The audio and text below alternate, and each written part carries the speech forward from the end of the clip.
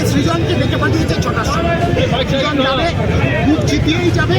ওর কাছে যা তথ্য আছে সমস্ত তথ্য আপনাদের সামনে রাখা হয়েছিল। যাদবপুর কাণ্ডে ফের একবার রাস্তায় নামল সিপিএম। এবার খোদ শিক্ষামন্ত্রীর গড় দমদম বাম ছাত্র সংগঠনের প্রতিবাদ ও অবরোধ। যাদবপুর বিশ্ববিদ্যালয়ের শিক্ষামন্ত্রী ব্রাত্য বসু ঘিরে ছাত্র বিক্ষোভ ও তার জেরে উত্তপ্ত হয়ে উঠেছিল রাজ্য রাজনীতি। শিক্ষামন্ত্রীর গাড়িতে আহত হন ছাত্র বলে অভিযোগ।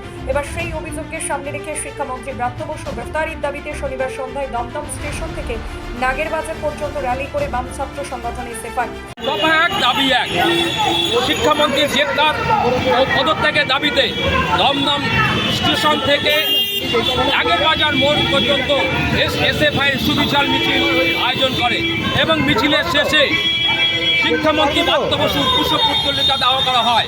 নিরাপত্তার সাথে ড্রোন ওড়ানো হয় এবং প্রচুর পুলিশ মোতায়েন করা হয়েছিল এই মিছিলে।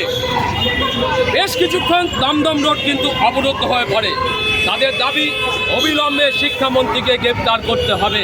মিছিল শেষে নাগেরবাজার মোড়ে শিক্ষামন্ত্রীর কুশপুত্তলিকা দাহ করা হয়। বেশ কিছুক্ষণ অবরুদ্ধ হয়ে পড়ে নাগেরবাজার মোড়।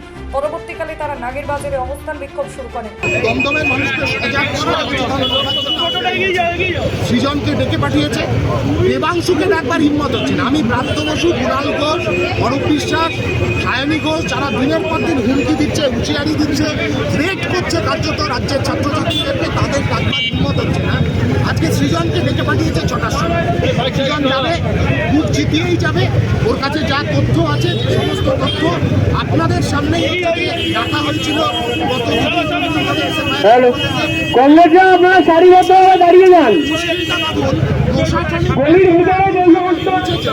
এত বড় অ্যাডমিনিস্ট্রেটিভ ফেলিয়ার যে পুলিশ ওই তথ্যগুলো দমদম থেকে মানস চৌধুরী, খবর বাংলা।